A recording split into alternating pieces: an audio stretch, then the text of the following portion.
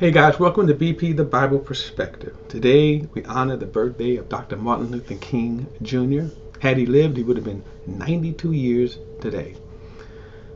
Of course, sadly, he was gunned down in 1968 when I was just 8 years old. And I remember that day. I remember the impact of it. My mother made us feel the impact of it. In fact, I even marched in a march following his assassination back in St. Louis, Missouri. But he's probably broader known, even though, yes, he's known for his civil rights work, probably less known that he was actually a Baptist pastor before he was thrust into the civil rights movement back in 1955. His I Have a Dream speech delivered in 1963, when I was just 3 years old, made, of course, the impact on society. His line that is probably most quoted is this: I have a dream that my 4 little children will one day live in a nation where they will not be judged by the color of their skin, but by the content of their character. Now, I have to tell you, in my opinion, when people quote that today, well, let me put it this way. A lot of people, when they quote that to deflect the reality of racism. They quote that to defend maybe their own racism.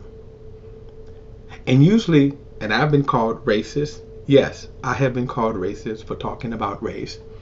And people will quote this line saying, when are we going to stop judging people by the color of their skin and be like Dr. Martin Luther King and judge people by the content of their character? Well, here's the problem with that perspective. This dream has not yet come true.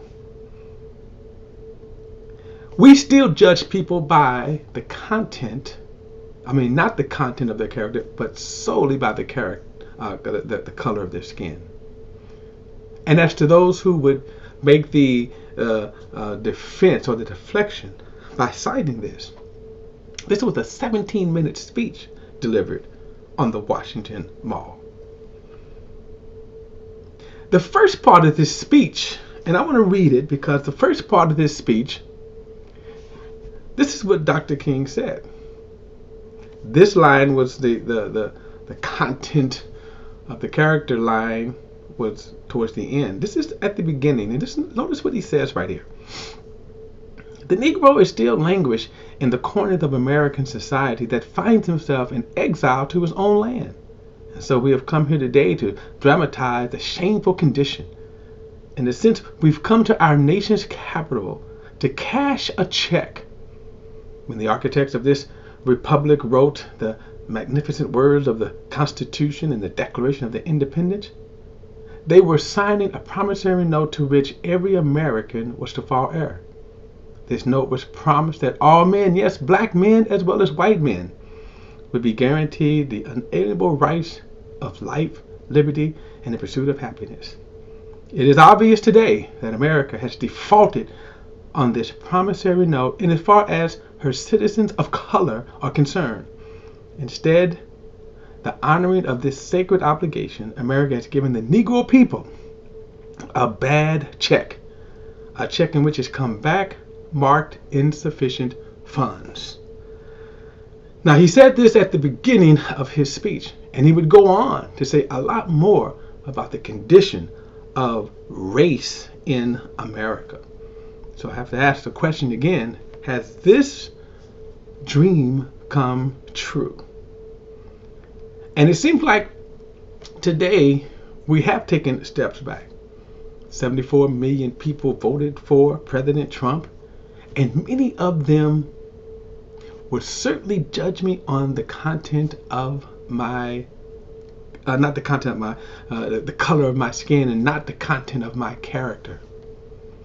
But despite that, let me say this, that many people have moved past that.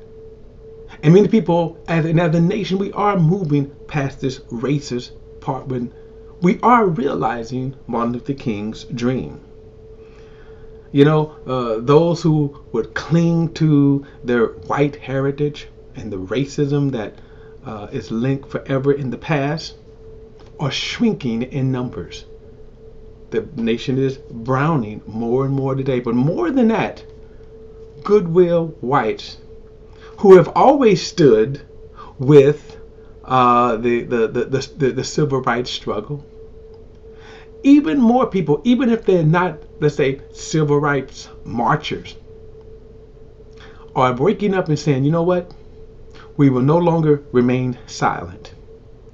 And no greater example of that was seen and witnessed this past summer, last summer I should say, when George Floyd was murdered by a police officer, and the world took notice how from shore to shore in our nation there were white people who stood up and said, this is wrong.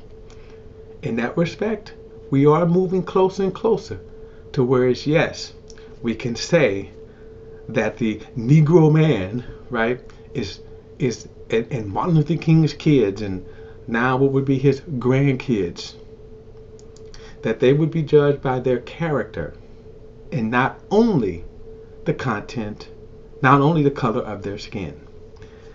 We are moving forward to that, and that is good news. That is my perspective. Look, don't forget to like and share this video, and please subscribe to BP, the Bible Perspective. And as always, if you have a thought or comment, add it to the comment section below. All comment are welcome. Till next time, I'll see you then.